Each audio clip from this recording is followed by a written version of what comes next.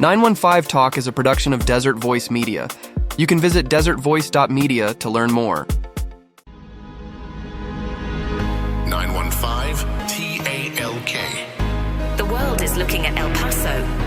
What will we say to the world? From the KELP studio in El Paso, this is 915 Talk.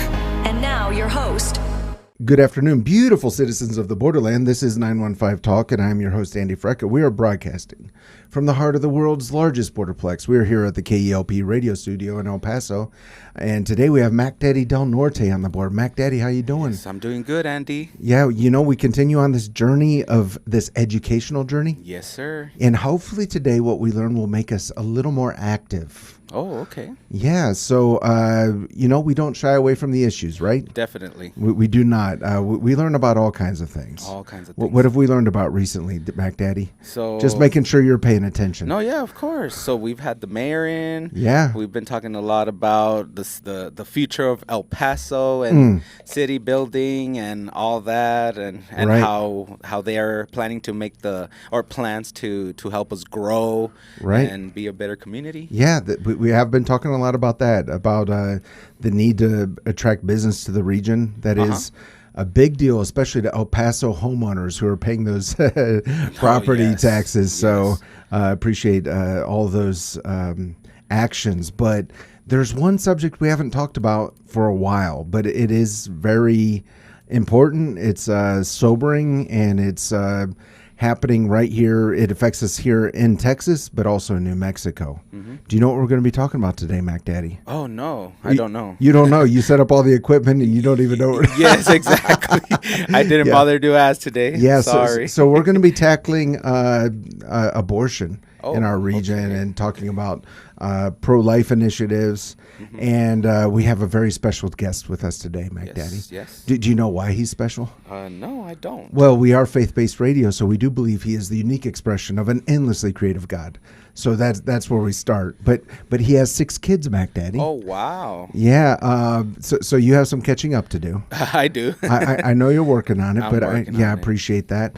But 6 kids, and he's also the founder and CEO of the Southwest Coalition.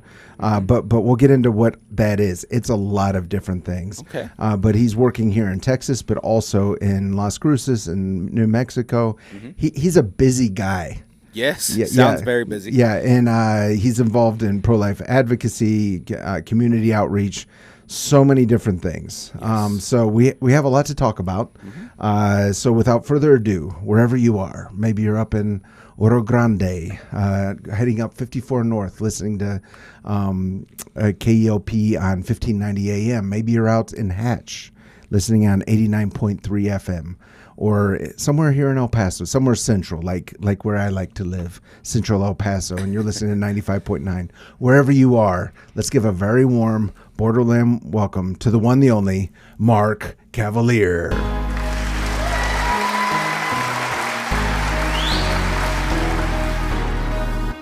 Mark, welcome to 915 Talk. Thank you very much. It's a pleasure to be back. Yeah, so it's a lot to unpack today. It is. There's a lot going on, and it seems like you're right in the thick of it. Yes, it's now a little over 10 years, actually, since I got into the thick of it, and had no idea what God had planned, but it's been a journey. It's been amazing. Right. So let's start off with what you see happening right now, particularly in New Mexico and Las Cruces. Yeah. Well, it's almost 3 years ago now that we saw the overturn of Roe versus Wade. Mm-hmm. And so a lot of people, especially in the El Paso, Texas, we know that Texas has a restricted abortion and now protects life from the moment of conception. And so sometimes we think that, it's no longer an issue. Right. But that's very much not the case. In fact, in many ways, in a lot of ways, it's kind of worse than it was. We still have to be active. In the state of New Mexico, which, from where we're sitting, that's just, 20 minutes away. Right. Abortion remains completely unrestricted for any reason up to the moment of delivery through all 9 months, and is even subsidized by state tax dollars in the state of New Mexico. Wow. So when you say completely unrestricted, what falls under that phrase. There's absolutely no restriction. So some states will have, gestational limits, so that up to a certain point, or they will say, well, we're only going to allow it in certain difficult cases of things like rape or incest, or if the health of the mother, things like that. There is absolutely no restriction. So any mother can have an elective abortion just because she feels like it for any reason through all 9 months of pregnancy. Wow. And is there an age restriction there? None whatsoever. No. The only limit and the only restriction in New Mexico law is a ban on the partial birth abortion procedure, which was a very controversial procedure. That basically the baby was half born, the head was still in the mother, and the body was born, and then they would just basically there's no easy way to say it, but snip the neck. Wow. That particular procedure is restricted, but you can still have the same day. Literally a woman's water can break. She's going into labor, and she can say, you know what, I don't think I want to do this. Go to the late-term abortion facility in Albuquerque, New Mexico, and they'll take the life of the child in the womb. Right. So it is interesting because, my whole life I grew up in the church, and I would hear, we're praying for overturning of Roe v. Wade. Sure. And it happened. Mm-hmm.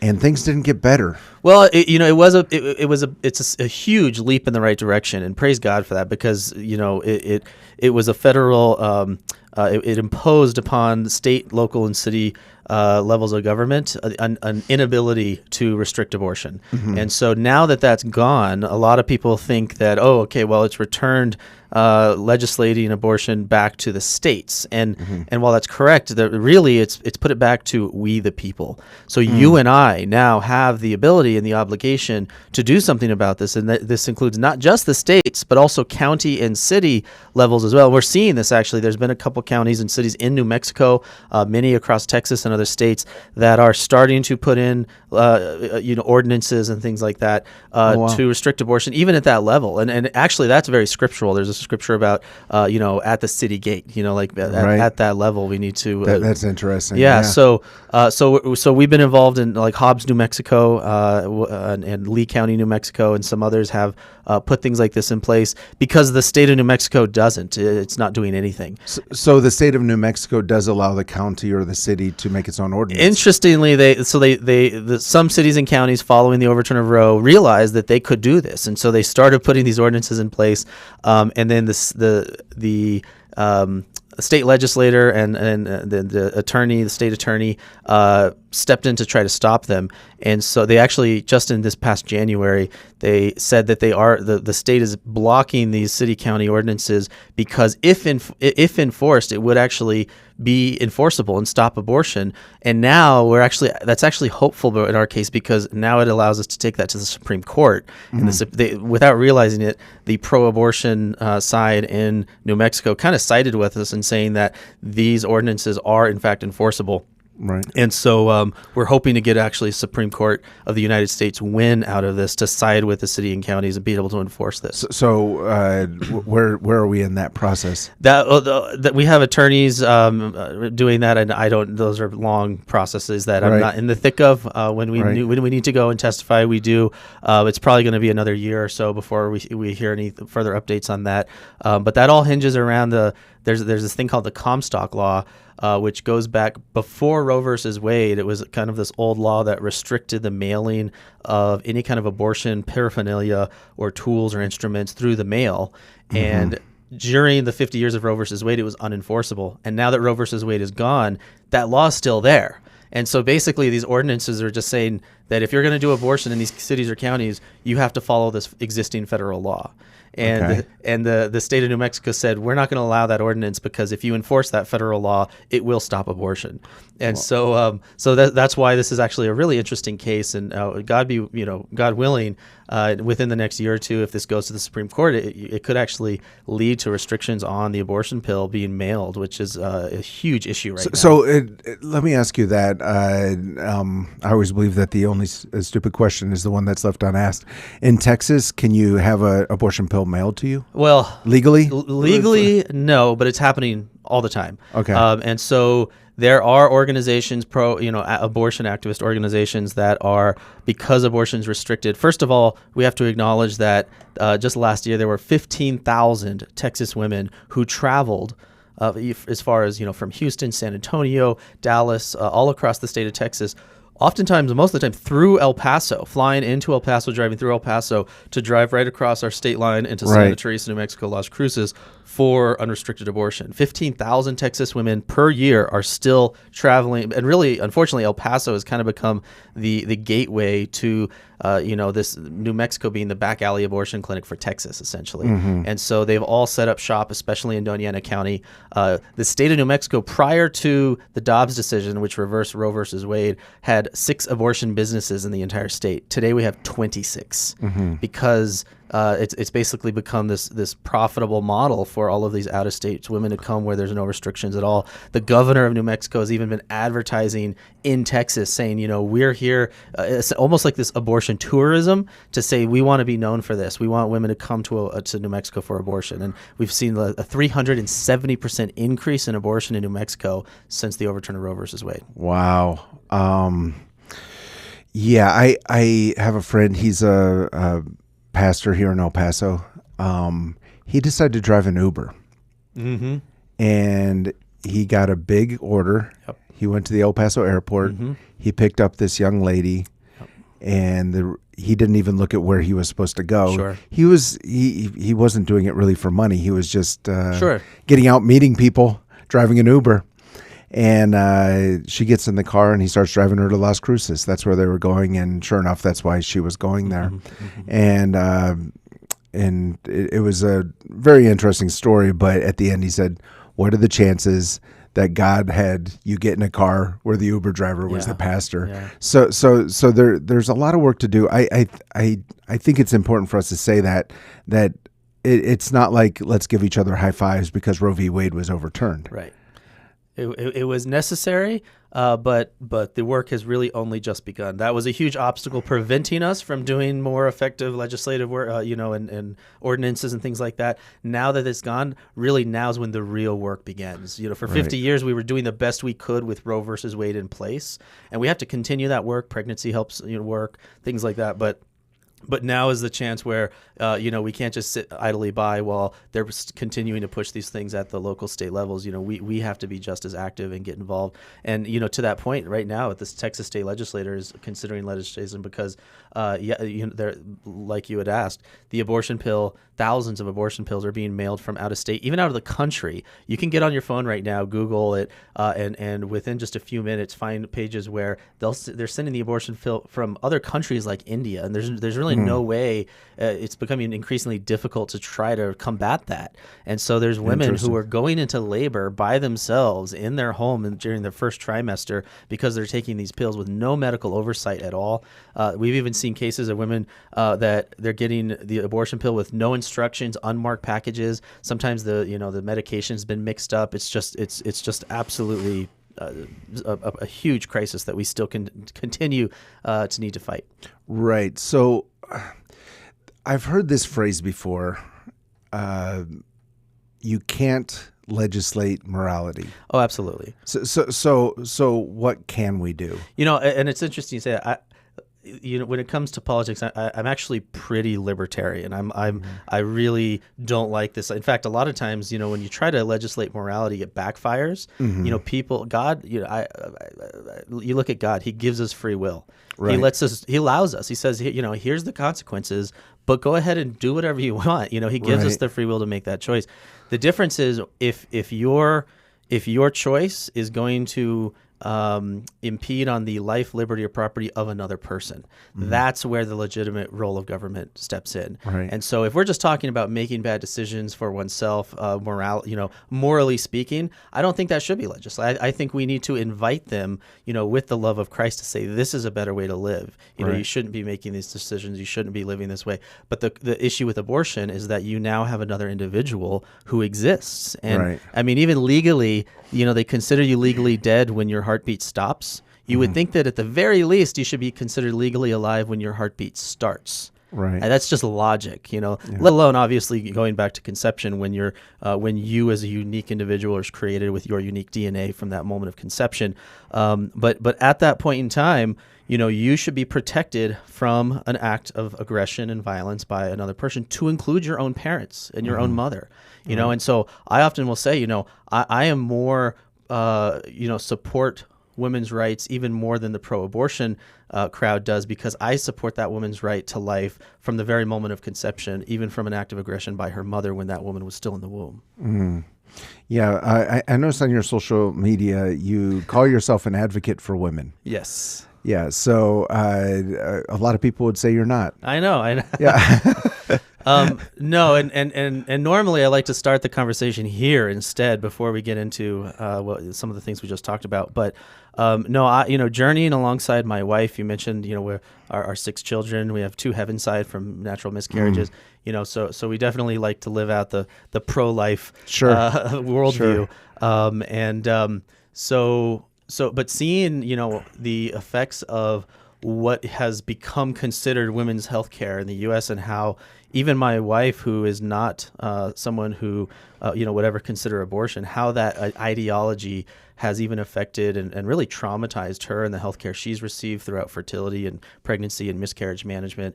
I've realized that we need to do more for women, even just going deeper. There's I was just speaking at an event recently and saying, we really need this renaissance of chivalry. If you really want to get to the issue, I teach my boys that, when God created the world, he created Adam, he created all the rest of, the animals in creation, and it was still not good.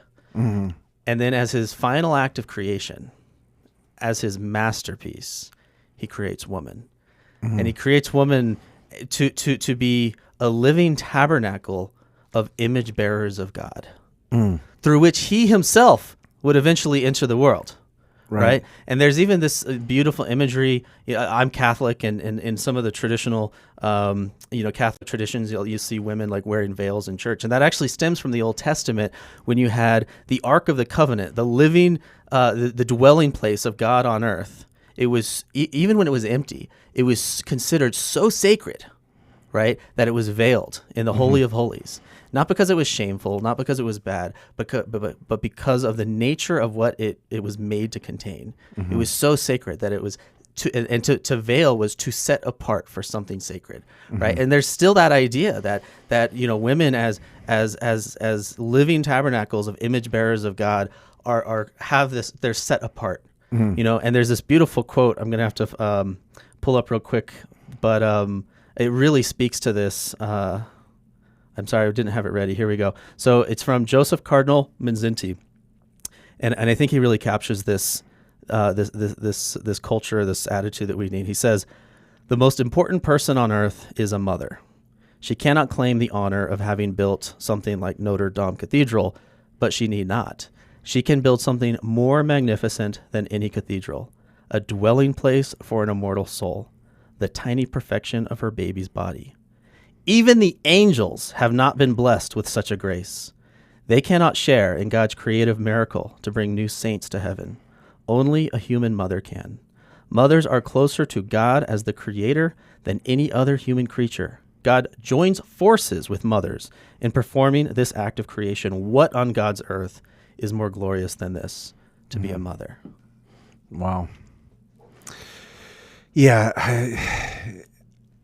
I love that, and I share your concern with what's happening, because most, particularly young people, don't see that. Right. They don't understand that. They don't see the value.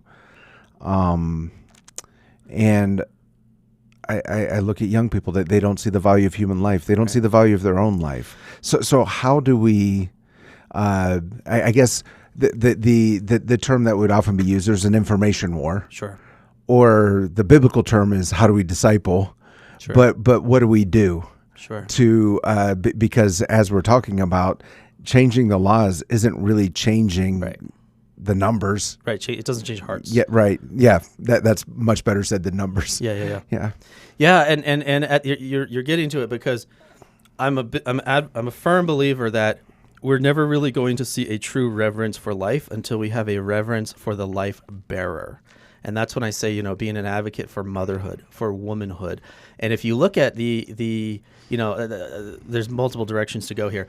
I'm really big on teaching my boys about chivalry. It used to be a culture that it was women and children first in the lifeboat, and men knew their duty, their obligation was to protect and to defend, women and children. And there's an attack now on the very essence of who God has made us as male and female. And you look at the abortion issue, and if you notice in the state of Texas, they've outlawed abortion, and yet none of the Planned Parenthoods have shut down. So what are they doing? They're doing transgender treatment. Yeah, and I shouldn't call it treatment, but they're doing transgender services, and a lot of people think, well, that's kind of weird. Why would an abortion center do that? Well, they're all the abortion and the gender identity issue are really linked together. Because at the end of the day, it's this attack on who God created us as male and female, because that is the fundamental essence of who we are. It created in the image of God, and we're created as a family. We're not meant. If you look at the male body by itself, it doesn't make sense by itself. And if you look at the female body by itself, it doesn't make sense by itself. But you look at them together, and you realize that we're created to be in communion with one another. Yeah. And you look at even this Trinity imagery of you have a husband and a wife who join together and become one flesh, and from that love begets a third person and a child, right? And you see this Trinitarian view of even the love between the Father and the Son that begets the Holy Spirit, right? And so who we are is not just individuals. We are meant to be in community, and you even see this just in how, at every level. I was speaking at an event recently, and I shared there's this fascinating thing called fetal microchimerism. Okay. And what this is they were looking at some women, and they found living cells in her body, especially around wounded areas or inflicted areas, but they had a different DNA that wasn't her DNA. And they were like, well, what's going on? And so they started studying this, and they realized that she was carrying living cells with the DNA of every child that she had ever conceived in her body, even decades after that pregnancy. Wow. And then they realized, and there were some women who had reported that they didn't have children, but they realized that in those cases, even children in the first trimester who had been lost to miscarriage or even abortion, that the still carries living cells with those children's DNA in her. And the crazy thing is that those cells will rush to protect that mother's life if she's sick or if she's injured, and to help to save her life. And even they found in men, they found some cells, but they realized it wasn't obviously children. In his case, he carried cells from his mother. Wow. And so even at this basic biological fundamental level, we are intricately linked. We're not in this individually. And I even think of this amazing fetal microchimerism between, as we said, the God incarnate and his mother. Yeah. Right? But being linked even at the cellular level. I'm kind of a geek when it comes to science stuff like that.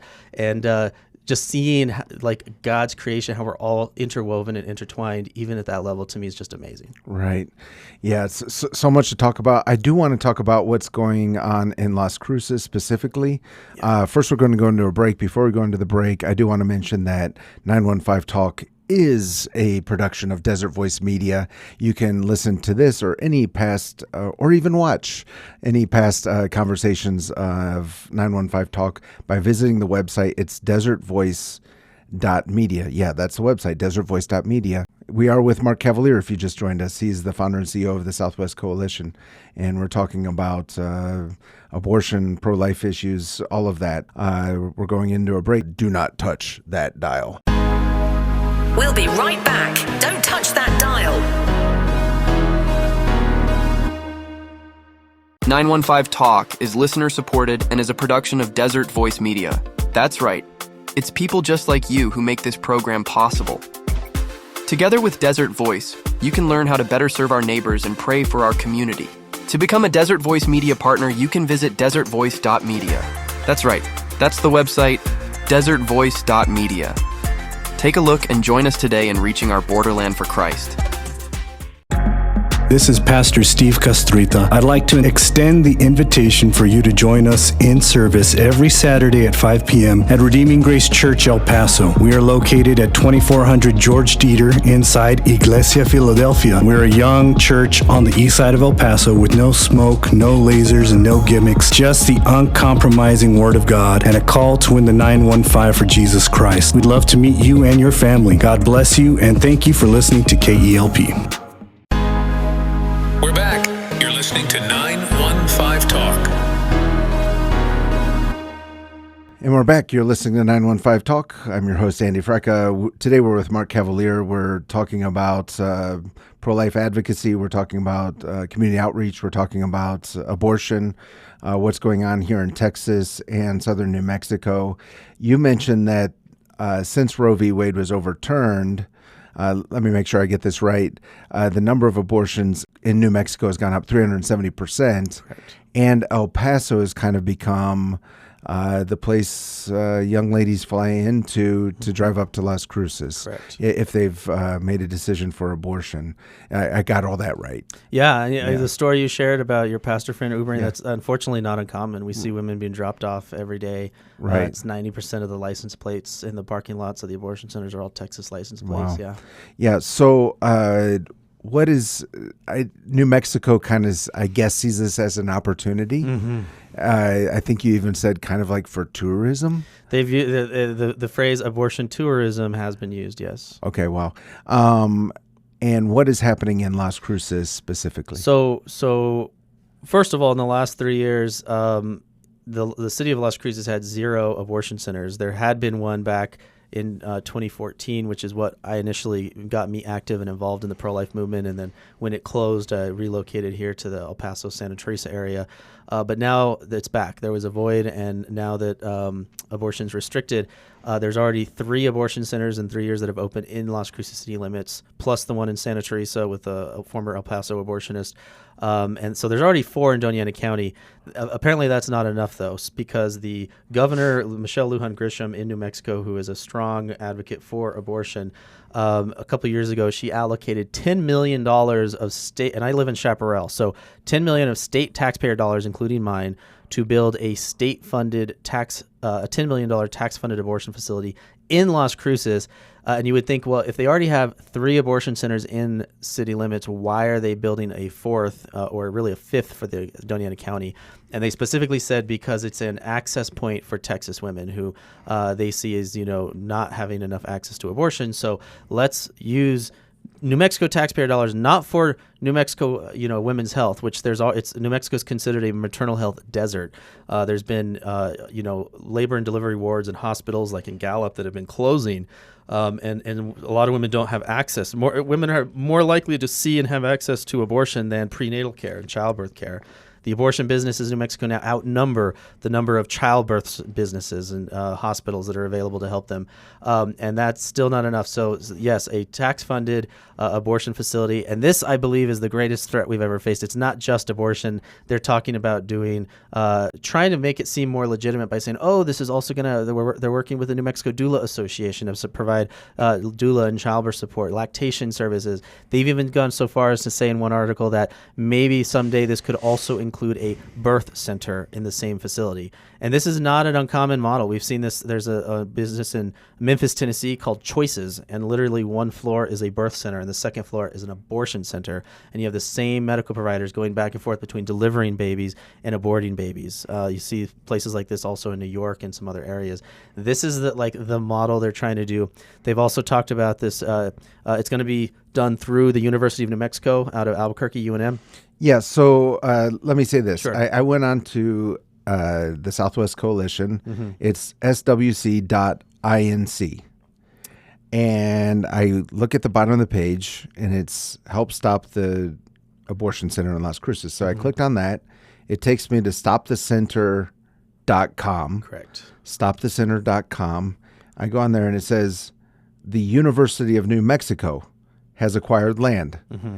Please continue. I was surprised by that. Yes, no. So last year that came out that they acquired land right behind, of all places, the Mountain View Children's children's hospital in Las Cruces, Children's Center.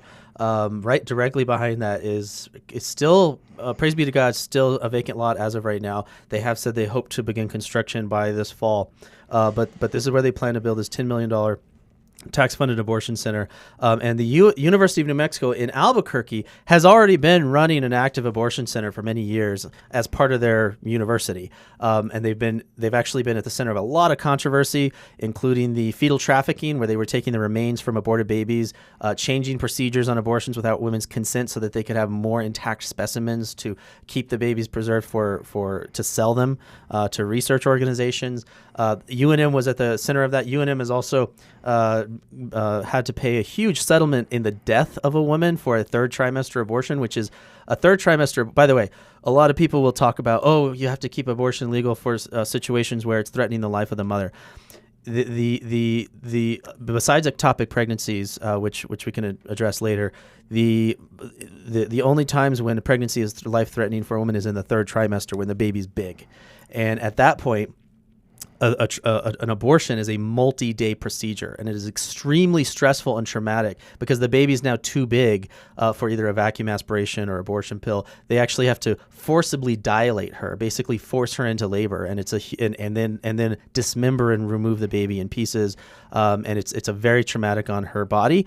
If there is a legitimate situation where a woman's life is in danger in the third trimester, there's something that's much safer for the woman as well as for the baby, and it's called a C-section or a delivery. This can be done in 15, 20 minutes. And so there is no situation where any obstetrician will say that a third trimester abortion is actually the better option for a woman than an abortion. This is an emotional false narrative that they use to try to guilt people into feeling like we should keep abortion legal and keep access to it. There's no situation where it's actually necessary to save the life of a woman. There's something called the Ryan Residency Program, and this is really the future hope of the abortion industry, is that rather than having these small independent abortion clinics like what we've had for the last 50 years, many times they're easier to close. You see a lot of efforts like 40 Days for Life and sidewalk advocacy, and sometimes affects these small businesses to the point that those abortion facilities will shut down. Instead, they're kind of circling the wagons by doing these in university hospitals. And anyone who gets a medical degree, you get your education component done, but then you have to go through residency and actually get your hands-on experience. So the Ryan Residency Program is specifically to train not just abortionists, but abortion activist doctors to bring them in and to train them how to be abortionists, but then send them out across America. And so they're hoping that this facility to be built in Las Cruces will actually become like a training hub for the United States.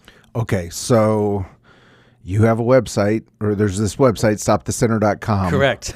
and so you're saying there's a chance. Yes. So the chance is, because some people are like, well, they've already passed the budget. The state has already begun this. What can we do? Well, about 20 years ago, in 2003, in Austin, Texas, they were going to build an $8 million Planned Parenthood abortion center. And they started clearing the land, and it came time that they needed to pour the foundation for the building. So they went to a local concrete contractor and said, "Hey, we want to pour the foundation for this." And when he realized what it was for, a Planned Parenthood, turns out this guy was a pro-life activist. And not only did he say no, he realized that of all the materials it takes to build a building, concrete's unique in the sense that it can't come from too far away. If you ever see those cement mixers driving down the street, there's only about a 2-hour radius that those cement mixers can drive before the cement goes bad, right, and it starts to set. Yeah. And so he was like, well, I know all the other concrete providers in this 2-hour radius. So he calls them all up. And he says, hey, this is what they're building. Let's all agree we're not going to build this building. And guess what? They all agree, and they have a blockade, and you can't build a building without the foundation. And they shut this whole project down for multiple months. Unfortunately, in this case, they kind of politically strong-armed one of the guys who caved, and they did build it.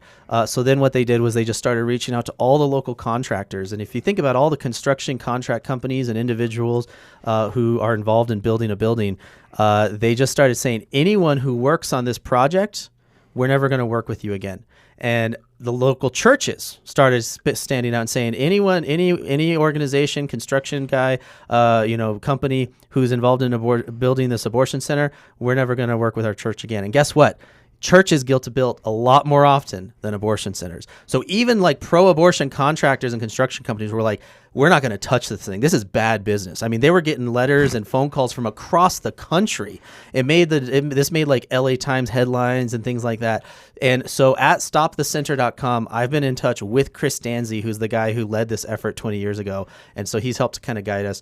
At stopthecenter.com, there's a petition you can sign, but more importantly there's letters you can print out. They're already pre-addressed to all the local concrete and construction companies. You just print them out, sign them, and stick them in the mail. And then if you want to take the extra step, there's also a list of phone numbers for these companies. Call them up and just say, hey, this is an important stand that I'm taking. My church, people that I work with and influence, we're not going to work with anybody that's involved in this bad business for the borderland, and we encourage you to take the same stance with us. How do you get people to get involved? Like, are you going to churches, or like what are you doing?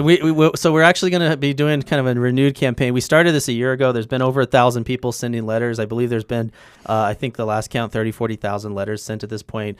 We're multiple things we're doing at churches. We'll even go so far as if anyone wants to host a kind of an awareness dinner at their church, we'll cover the cost. Our Southwest Coalition will cover the cost. We just need you to help fill seats. So if you have a church with a church hall, help to set it up. We'll pay for the catering, invite people to a free dinner so they can come and learn about this cause and learn what's going on. We'll come, we'll feed them, then we'll speak and we'll show some videos, and then we'll hand out action packets and say, look, we've already printed them for you. All you got to do is, go buy, maybe $40, $50 worth of stamps and envelopes, sign the letters, mail them. If you want to also make phone calls, that's helpful. If you live near any of these, actually go into their offices and just say, hey, this is happening in Las Cruces, actually show up and say, we just want you to know how important this is. And the more they hear from the more people they hear from, they're going to realize this is bad business. We're not going to touch this. And it's been done before. They successfully stalled that thing for over a year in Austin. And guess what? In a year and a half, Governor Michelle Lujan Grisham will no longer be governor of New Mexico. Her terms are up. And so if we can stall this thing even just for another year and a half until her term is over, this thing could die on the vine. We could get a different administration in that then stops this thing from continuing. So go to stopthecenter.com, sign the petition, but more importantly, print those letters and get them in the mail, make those phone calls, maybe even stop by those offices and let them know. Right. So am I right to understand that the plan is at this point for this center to be completed next year? Yeah, so they're hoping to begin construction this fall, and they want to have it completed by the end of 2026. That's their goal. But so far, it's been like 9 months now, and so far nothing's started. So, okay. and we can't verify this, but I'm hoping that maybe they're already having trouble finding some people to begin some of this contract work because of the controversy. But but we also we had a big kind of surge of controversy when this thing was first announced about 9 months ago. Now just human nature kind of is, everyone's kind of moved on to other things. So we need to get this going again because we've got about 4 months before they're hoping to build construction. So anyone listening, there's no excuse. Stopthecenter.com. Print those letters, make those phone calls, go by those offices if you can, and just let them know this is bad business. Right. Okay, so if you're just joining us, we're with Mark Cavaliere. He's with the Southwest Coalition. We're talking, of course, as you've heard, about abortion, pro-life advocacy here in our region, here in West Texas and southern New Mexico. We're going to go into a break. Do not touch that dial. We'll be right back. Don't touch that dial. Are you looking for a Bible teaching church on the west side of El Paso? This is Terry Gray, pastor of Calvary Chapel Sun City and speaker on the Summons broadcast heard each weekday at 5 p.m. here on this station. Calvary Chapel Sun City is located at 960 West Borderland Road on the west side of El Paso. We hold services on Wednesday evenings at 7 and on Sunday mornings at 9 and 11. You can find out more information about us on the web at www.ccsuncity.org. The Lord bless you, my friends. Hey, KLP listeners, this is Pastor Terry Gray of Calvary Chapel Sun City on El Paso's west side. I want to invite you to join me at a new time at 5 p.m. Monday through Friday right here on KELP. If you're driving home at 5 p.m. or doing work around the house or getting your evening started, I invite you to join me as we go through the Bible, chapter by chapter, verse by verse. There is nothing more valuable than the Word of God, so let's invest our time in learning more about it together each day. That's our Bible study program, Summons, each weekday at 5 p.m. right here on KELP. We're back. You're listening to 915 Talk. And we're back. This is 915 Talk. We're talking about the very sobering issue of pro-life advocacy. We're talking about abortion in our region. We're with Mark Cavaliere. He's the founder and CEO of the Southwest Coalition. Mark, you mentioned that the Southwest Coalition has 4 different branches? That's correct, yeah. Okay. Didn't plan this, but it's just kind of happened out of necessity over time. I remember about 10 years ago, we started the Southwest Coalition for Life in Las Cruces originally, and I remembered seeing this idea floating around Facebook with this kind of sketch-up, a mock-up of something called a Guiding Star Center. And after having journeyed alongside my wife and her journey with traumas in women's healthcare and frustrations, I looked at this and it had room for the things we're used to, like ultrasounds, pregnancy tests, counseling, adoption support, material assistance, diapers, things like that. But that was only like maybe 1/4 of the building. And then from there, it expanded into education classrooms for things like fertility awareness and breastfeeding and lactation support and doula support with birth. And then they actually even had like a little cafe and like pharmacy area, as well as a chapel with grief support and counseling for reproductive traumas and pregnancy loss. It had then medical space for nurses and doctors, and even to include actual birthing suites for women to work with nurse midwives and things there, to have really this one-stop shop, all under one roof, kind of pro-life super center. And I remember seeing that and thought, man, if there was something like this in a community our size, like, you would not have enough demand for abortion for it to be a viable business. This is really getting to the root cause. And the way I kind of describe it is, there's kind of 8 phases of women's healthcare as a woman, and I've got 2 daughters, and I'm kind of watching this even as they grow.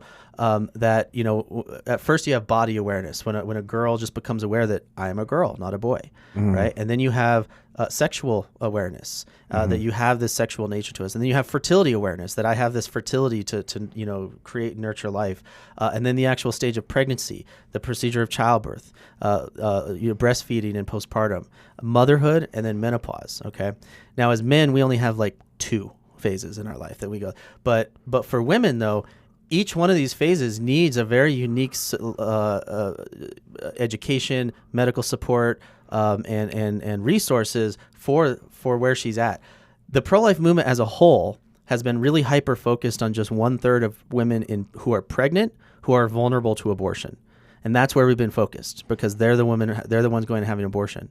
The problem is, meanwhile, while we've been super hyper-focused there, the abortion ideology, which includes this transgender ideology now, has kind of hijacked this full spectrum of women's health care. So now even young women going in, as before puberty, all the way through menopause, it's gotten so bad now that even my wife cringes when she hears the phrase women's health care. It's become like this buzzword for, really, if you think about it, there's the kind of blanket solution to everything is abortion, contraception, and gender ideology. All 3 of those things are about altering, suppressing, and destroying the very essence, the very things that make a woman different than a man. And women have really these 4 superpowers: ovulation, gestation, lactation, and menstruation. Okay, these are literal superpowers to join forces with God to bring new saints into heaven that we talked about earlier, to create new eternal souls, right? And all of these things are about altering and suppressing that. We're living in a culture where from a very young age, girls are going in and they're basically creating this idea that don't trust your body. Your body is a burden. Fertility is a burden. It's a disease. Let's just suppress it. Let's just put you on some kind of hormonal, contraception pill to just make that kind of go away, so you don't have to deal with it. Rather than appreciating the beauty that this actually is for. Yes, it's there's difficulties and struggles that come along with that. But the fertility is good, But the message today is, pregnancy is something to be scared. Childbirth is inherently a trauma. Children are a liability and a burden, right? Yeah. All of these things, breastfeeding, has become like a perversion. There was a case in Austin, Texas, not long ago, where a woman got kicked out of a store for breastfeeding her child, and of all places, it was a Victoria's Secret. There's all these. No joke. You can't make this up. There's posters everywhere of women being sexualized, but God forbid she uses her breast for its God intended purpose to feed her hungry child, right? Like, that's the world that we live in. And so Guiding Star is about creating this place where it says your body is not the problem. In fact, you were created good. You were meant to do this. You were built to do this. We're even having mother-daughter classes, because my wife even, she's like, I don't know how to have this conversation with my daughter because I never had, was never given to me. So we have classes with nurses that help to teach this class to bring moms and daughters in together to say, let's talk about these superpowers of being a woman from, girls 9 to 13 and what's going to be and what this means. And get, when you realize that and realize these things that start happening in your body are superpowers, and what this actually means, rather than just something that we don't want to talk about. It's kind of shameful. Like, let's actually understand this. Let's get excited about it. And a young girl who goes through that, not only is she much less likely to end up in an unexpected pregnancy, but she's not going to be the one likely to consider an abortion because she knows where to go. She has a community of support that's there for her. That's why every Guiding Star Center also has an in-house child watch.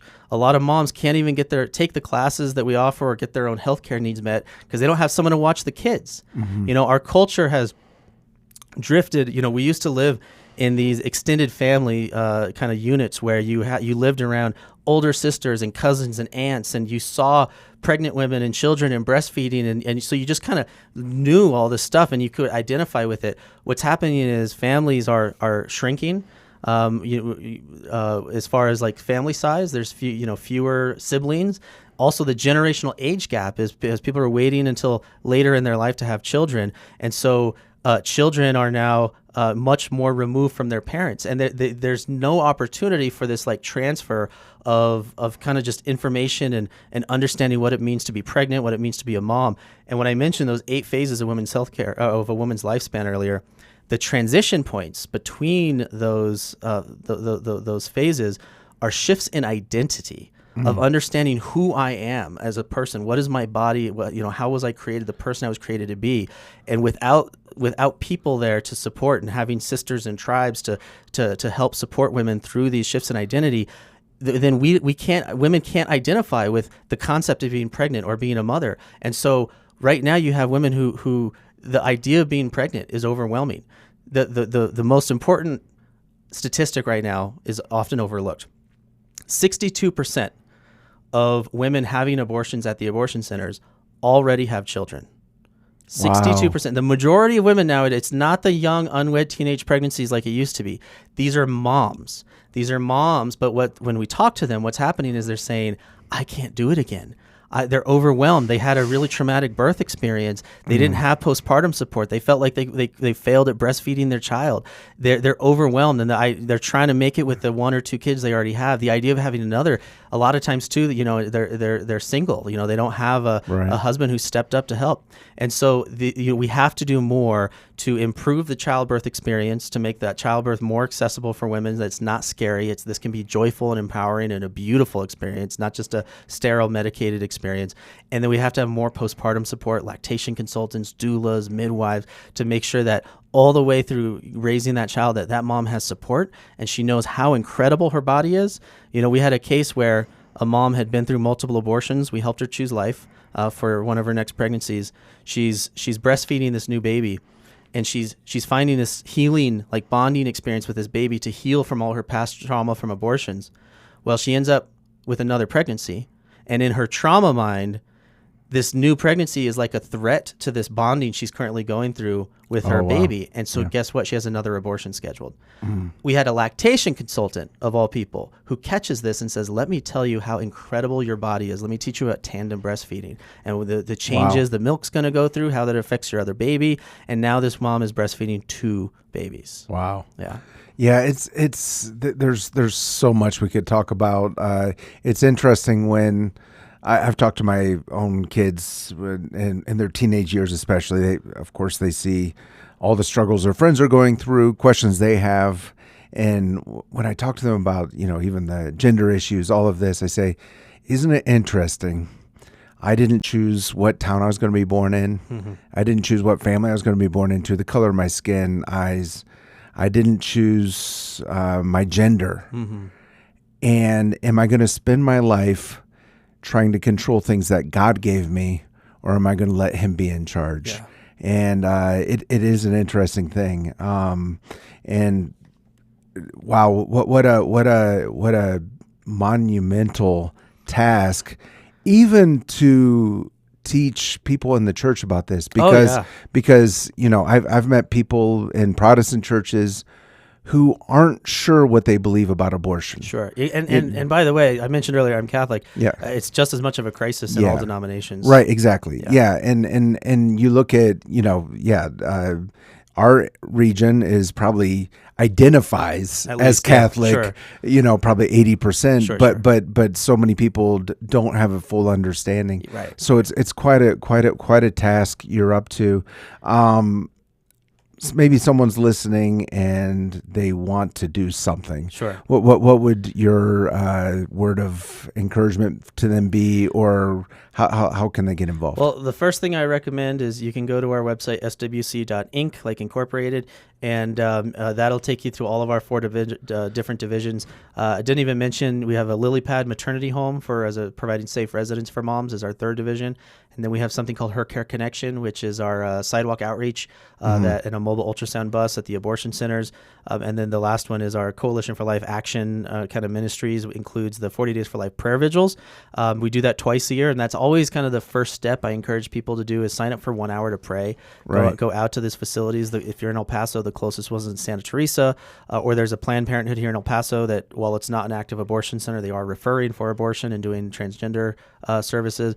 Just go out and just stand on the sidewalk and pray. It's public property. You can stand there. It's your First Amendment right, and it makes a huge impact. And that's always step 1. And then beyond that, sign up for our email list, and we're actually going to be increasing more of our kind of lobbying efforts at city, county, state levels to include El Paso and El Paso County, Las Cruces, Doña Ana County, New Mexico. And so that'll put you on kind of calls to action, when there's emails to write, phone calls to make, or just give us a call and see. We have volunteers that come in to help hand out diapers to moms in need, or come to our maternity home and help hold babies so that moms can take a nap. Wow. Even that, moms can't even nap anymore because they don't have extended family. So you could be part of that extended family for someone. Wow. Yeah. Love it. The website is swc.inc. swc.inc. Mark, congratulations on the new Pope. Oh yeah, yeah. And it was. I told you when you came in, it was fun to follow you on social media because you were definitely watching the chimney for the white smoke that come out. And I was restraining myself from posting too much, but it was a really exciting time for us as Catholics. Yeah, it's super fun. I began to study how the conclave works, sure. and then my research, and I'm saying it that in air quotes, research sure. took my wife and I to watch the show Conclave. Oh well, I wouldn't recommend that. Yeah. So I'm not recommending it, but it was interesting to see the process, sure. How that works. What's it like for you with Pope Leo XIV? It's an exciting time, and he's an influential guy. It's an influential role, and I'm really encouraged. I never thought I would see an American Pope. I'd heard that all my life that there would never be one from like a superpower country. But to see this person and be learning about him. But what I'm really encouraged by is that he's had some really, really strong statements about the sanctity of life from in the womb through even up to the deathbed, womb to tomb. And while he was at Villanova University in Philadelphia, started a pro-life group that continues today, a Students for Life group there. Oh, wow. And so you don't start a pro-life group group if you're not crazy strong pro-life. So Yeah. I'm really encouraged by that. And Particularly in college. yeah, exactly. Yeah. So I'm hopeful that he's going to come out and I mean, we've always had pro-life popes, but sometimes they can be more vocal and really help the cause. Right. Love it. It was fun to follow. I really enjoyed it, and I would give my wife little updates or little tidbits on how it all works. Sure. And, loved it. And I love just that the Catholic Church is so vocal and strong in the pro-life movement. I know that the Protestant Church has so much to learn from the Catholic Church. Well, we're all in it together, Yes. and it takes, especially being out there on the sidewalk, that mom oftentimes is just praying for a sign, as should I go through with this or not? Right. And she's praying for some kind of sign, and we've had so many times they'll stop and say, I saw one person out there praying, and I knew that was my sign from God. That mom didn't care if that was a Catholic, evangelical, Right. Protestant. She just needed a vessel of the Holy Spirit. Yeah. And so that's where we can all come together as one body in Christ and be there for her. Love it.